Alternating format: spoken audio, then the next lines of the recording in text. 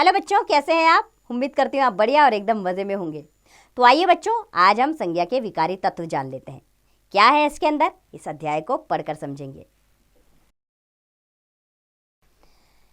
संज्ञा एक विकारी शब्द है। इसमें लिंग, वचन तथा कारक के कारण परिवर्तन या विकार आ जाता है। जैसे लड़का पाठ पढ़ रहा है, लड़की पाठ पढ़ रही है, लिंग के कारण परिवर्तन आया। लड़के पाठ पढ़ रहे हैं, वचन के कारण आया परिवर्तन। लड़के के द्वारा पाठ पढ़ा जा रहा है, इसमें कारक के कारण परिवर्तन आया। तो बच्चों, इस प्रकार संज्ञा के 3 विकारी तत्व होते हैं, लिंग, वचन और कारक। आइए इन्हीं के विषय हम जानेंगे। सबसे पहले हम जानेंगे लिंग के विषय में। लिंग को जानने के लिए चित्रों को माध्यम बनाते हैं। 2 चित्र हमारे सामने हैं। पहले चित्र में धोबी कपड़े धो रहा है और दूसरा वाक्य है इसी में धोबिन कपड़े सुखा रही है। दूसरे चित्र में सेठ जी मिठाई खा रहे हैं, सेठानी जी श्रृंगार कर रही हैं। तो बच्चों, इन वाक्यों में धोबी व सेठ जी से पुरुष जाति का तथा धोबिन व सेठानी जी से स्त्री जाति का बोध हो रहा है, जिसका ज्ञान हमें लिंग के द्वारा होता है। अर्थात शब्द का वह रूप जो पुरुष या स्त्री जाति का बोध कराता है लिंग कहलाता है। लिंग के 2 भेद होते हैं, पुल्लिंग और स्त्रीलिंग। पुल्लिंग पुरुष जाति का बोध कराने वाले शब्द पुल्लिंग कहलाते हैं, जैसे लेखक, नायक, शेर। स्त्रीलिंग स्त्री जाति का बोध कराने वाले शब्द स्त्रीलिंग कहलाते हैं, जैसे लेखिका, नायिका, शेरनी आदि। ये तो है हमारे लिंग, जिसके 2 भेद हैं। तो आइए बच्चों, लिंग की पहचान भी जान लेते हैं। तो सबसे पहले हम पुल्लिंग की पहचान जानेंगे कैसे की जाती है। उसके लिए कुछ नियम है। इसका पहला नियम है, जिन शब्दों के अंत में अ आता है, जैसे मन, मैल, नल, जग, सर्प, उपवन, खेल, संसार, वन आदि, ये सब क्या होते हैं? पुल्लिंग शब्द होते हैं। दूसरा नियम है, जिन शब्दों के अंत में आ आता है, जैसे मोटा, पैसा, थैला, लोटा, खोटा, कपड़ा, चमड़ा, छोटा आदि, ये सब पुल्लिंग होते हैं। जिन शब्दों के अंत में आव आता है, जैसे बचाओ, चढ़ाओ, बहाओ, लगाओ, छिपाओ, खिंचाव आदि, ये भी सब पुल्लिंग होते हैं।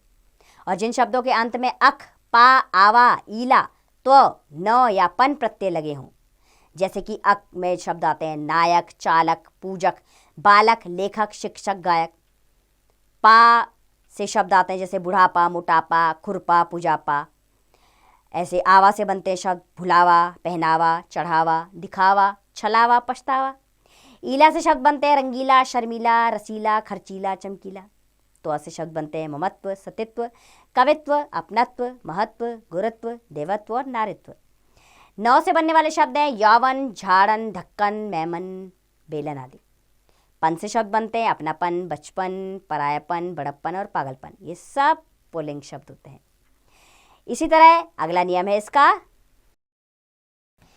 कि बड़ी, बेडोल, भारी भरकम और मोटी वस्तुएं, जैसे जंगल, ट्रक, बोरा, बंडल, कूड़ा, गट्ठर, रस्सा, पर्वत, डिब्बा, लक्कड़ आदि, ये सब क्या होते हैं? पुल्लिंग में आते हैं। शरीर के कुछ अंग पुल्लिंग होते हैं, जैसे दांत, अंगूठा, कंधा, घुटना, हृदय, सिर, पैर, बाल, मस्तक, नाखून आदि पुल्लिंग होते हैं। वर्णमाला के कुछ वर्ण भी पुल्लिंग है, जैसे अ, आ, उ, ए, ऐ, क, च, ट, त, प, र, ह, ये सब क्या है? पुल्लिंग होते हैं। लेकिन कुछ अपवाद भी हैं, जैसे ई और री, ये क्या होते हैं? स्त्रीलिंग होते हैं। ऐसे ही आगे है अरबी फारसी के भी कुछ शब्द जिनके अंत में ये प्रत्यय लगे होते हैं, जैसे कि खाना प्रत्यय लग गया, ये पुल्लिंग में कहलाया। दवा खाना, डाक खाना, जेल खाना, पागल खाना। दान प्रत्यय लगा, खानदान, कमलदान, इत्रदान, पीकदान, फूलदान, ये पुल्लिंग शब्द होते हैं।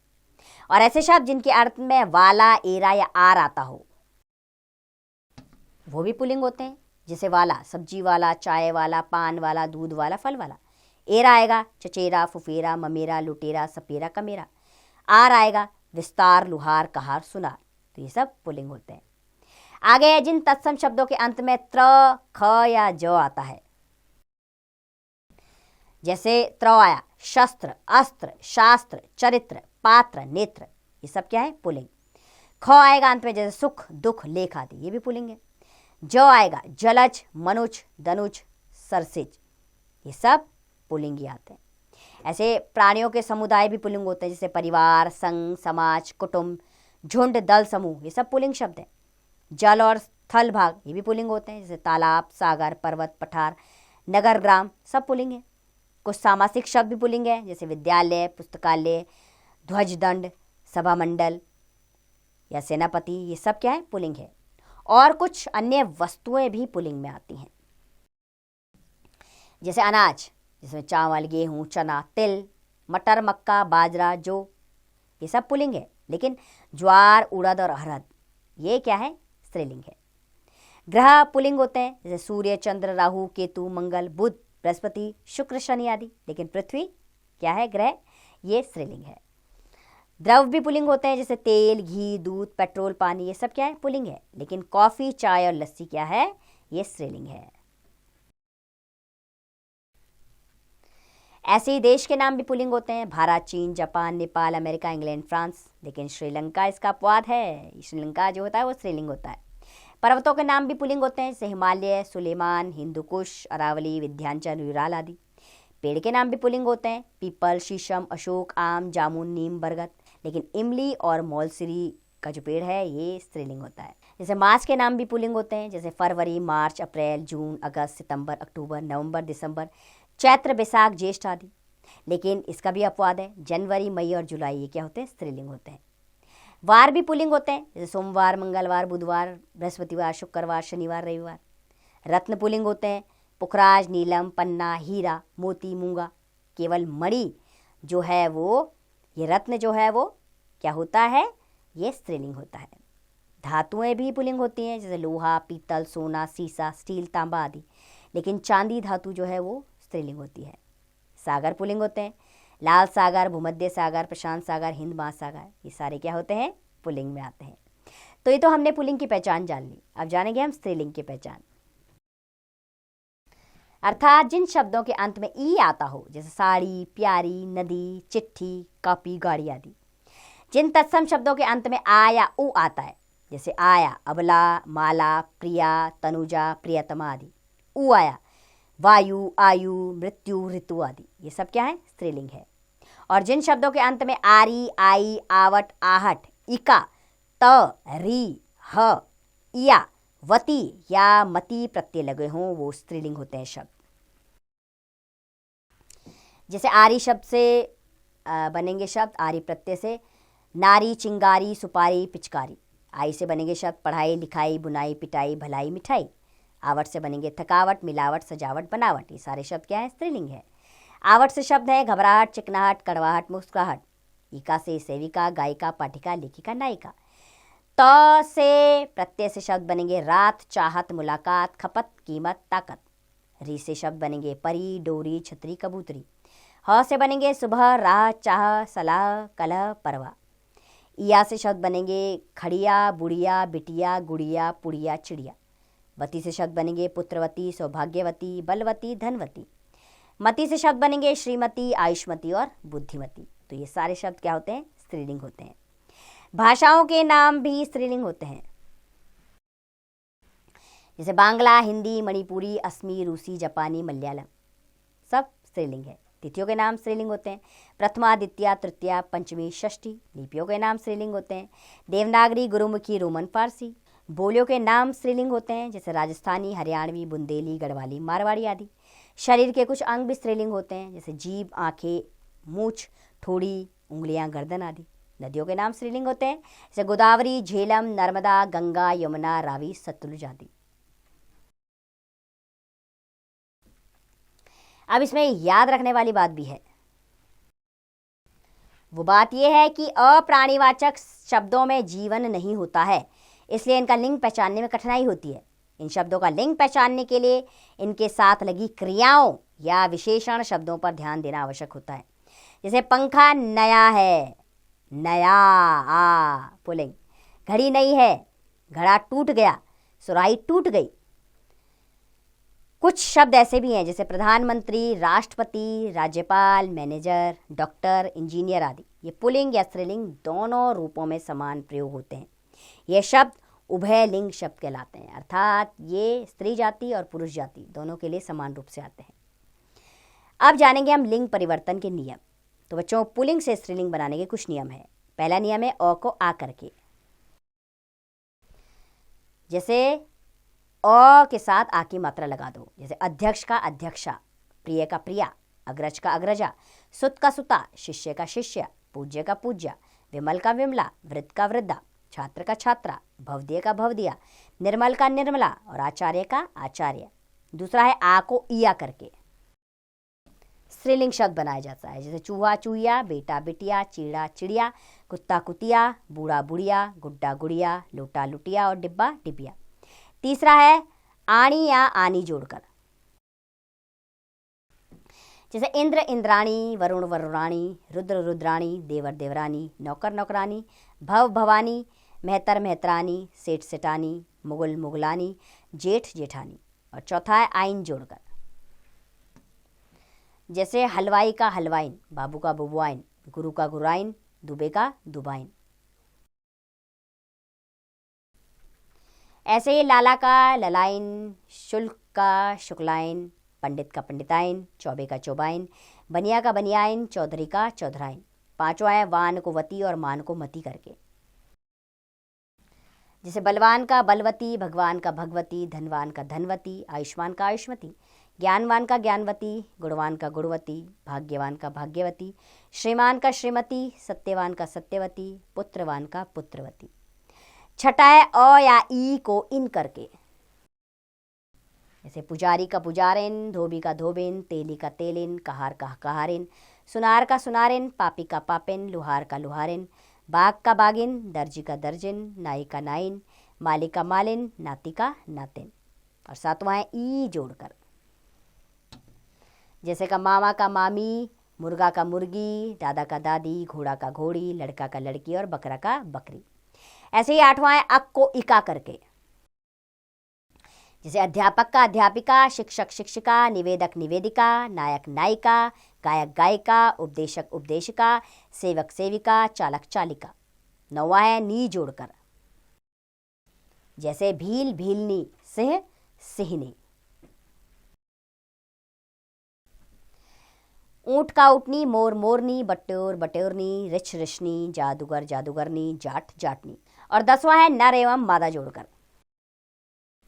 जैसे भेड़िया का स्त्रीलिंग मादा भेड़िया, चीता का मादा चीता, खरगोश का मादा खरगोश और कौवा का मादा कौवा।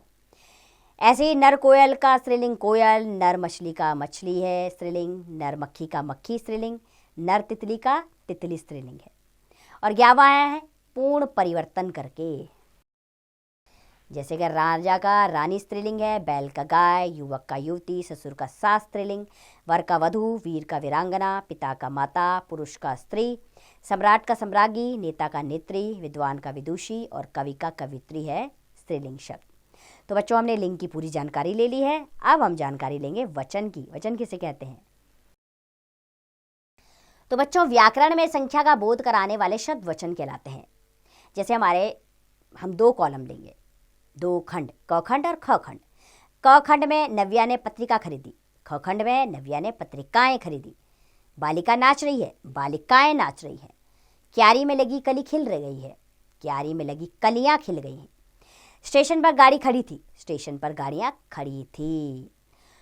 तो बच्चों खंड क में जो शब्द हैं पत्रिका, बालिका, कली और गाड़ी, ये वचन के एक होने का बोध करा रहे हैं। और खंड ख में पत्रिकाएं, बालिकाएं, कलियां और गाड़ियां, ये वचन के बहुवचन होने का हमें बोध करा रहे हैं।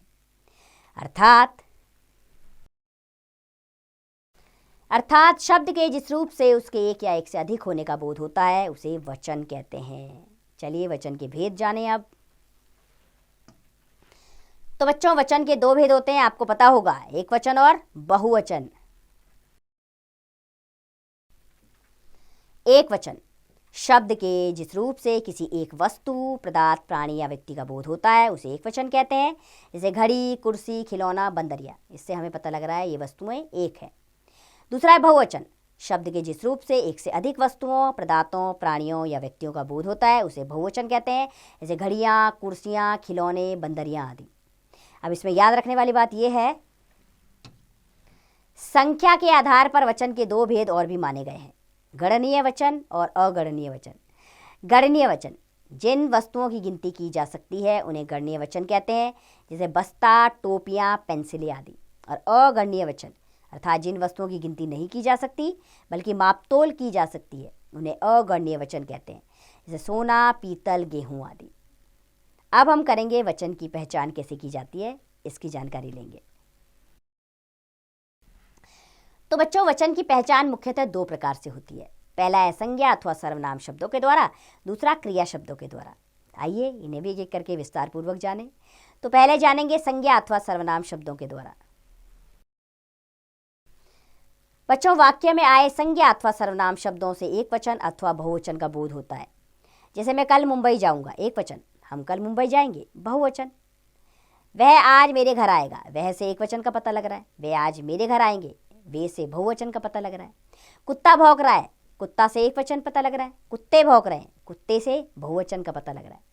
पेड़ पर चिड़िया बैठी हैं, पेड़ और चिड़िया से एक वचन का पता लग रहा है। पेड़ों पर चिड़िया बैठी हैं, तो पेड़ों और चिड़िया से हमें बहुवचन का पता लग रहा है। दूसरा है क्रिया शब्दों के द्वारा। बच्चों, कभी कभी वाक्य में क्रिया शब्दों से एक वचन अथवा बहुवचन की पहचान होती है।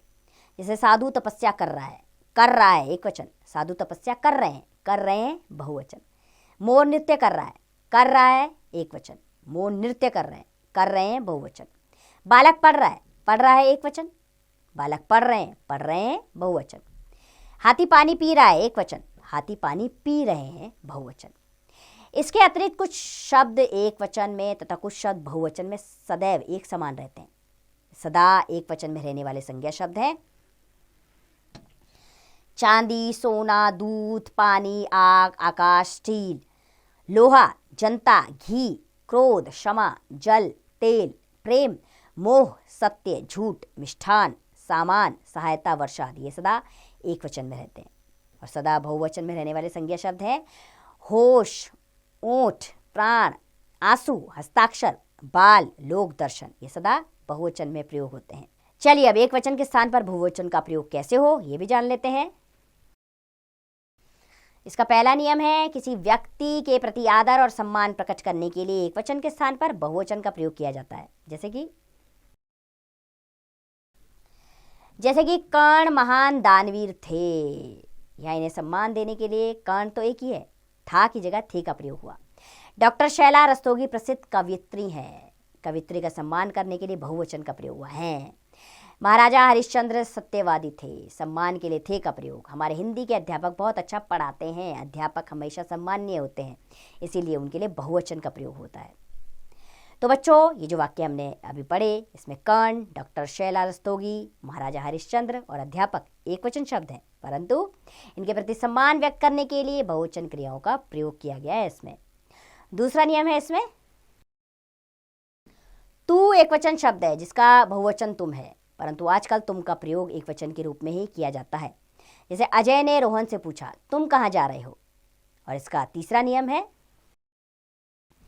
स्वयं को बड़ा दर्शाने हेतु मैं के स्थान पर हम का प्रयोग किया जाता है।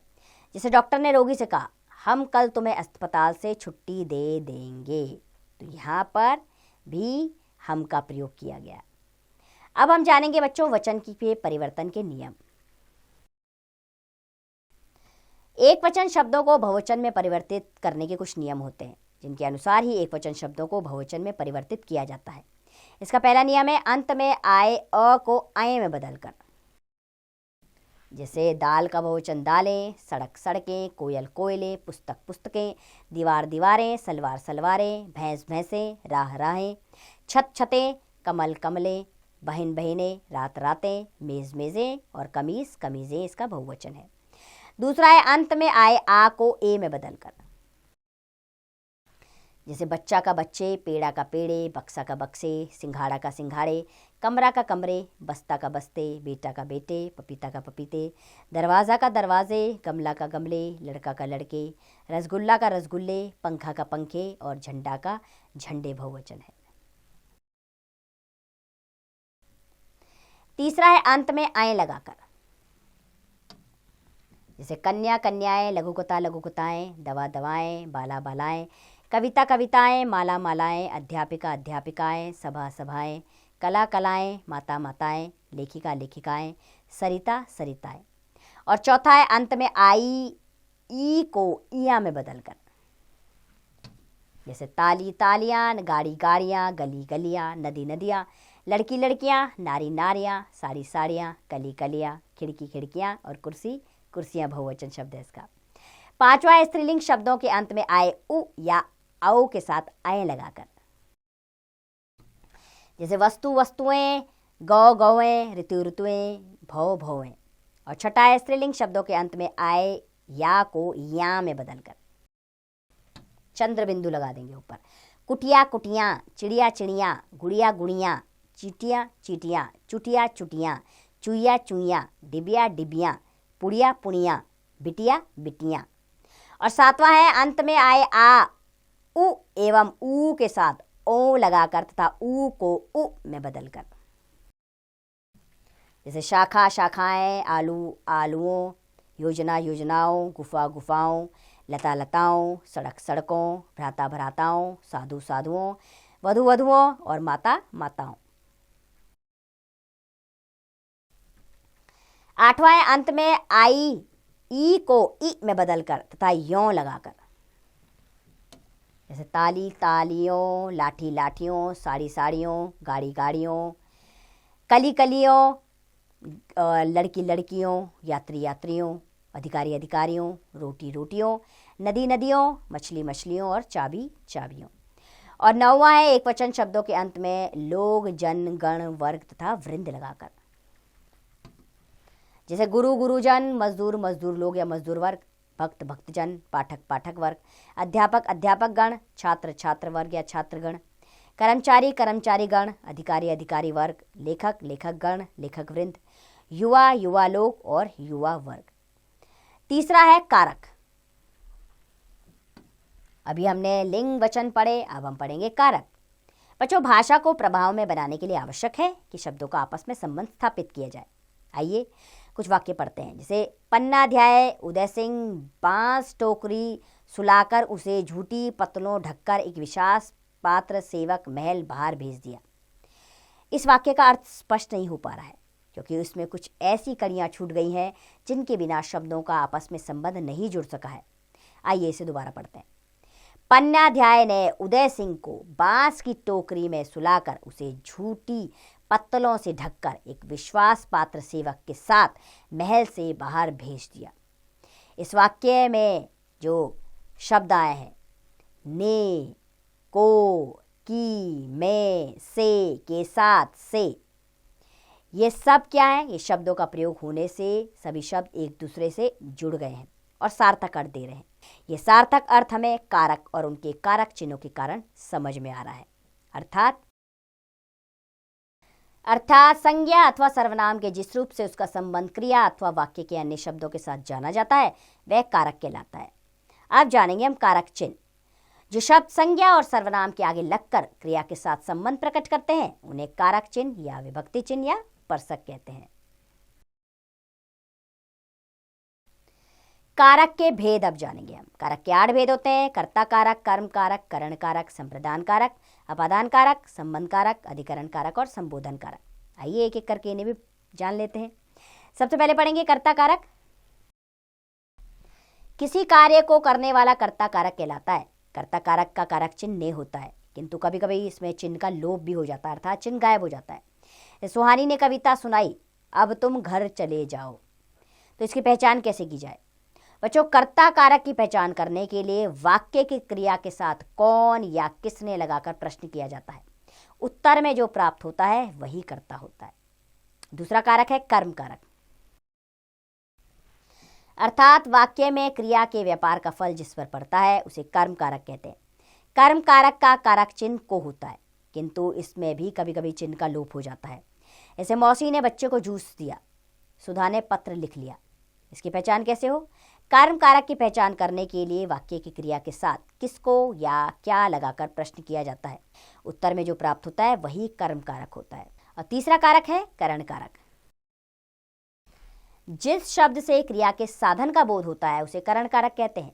करण कारक के कारक चिन्ह से व के द्वारा है। जैसे सेब को चाकू से काटो, यह लिफाफा डाक के द्वारा आया। इसकी भी पहचान कैसे हो? करण कारक की पहचान करने के लिए वाक्य की क्रिया के साथ किसके या किसके द्वारा लगाकर प्रश्न किया जाता है। उत्तर में जो प्राप्त होता है वही करण कारक होता है। चौथा है संप्रदान कारक। वाक्य में जिसके लिए कुछ किया जाए या जिसको कुछ दिया जाए उसे संप्रदान कारक कहते हैं।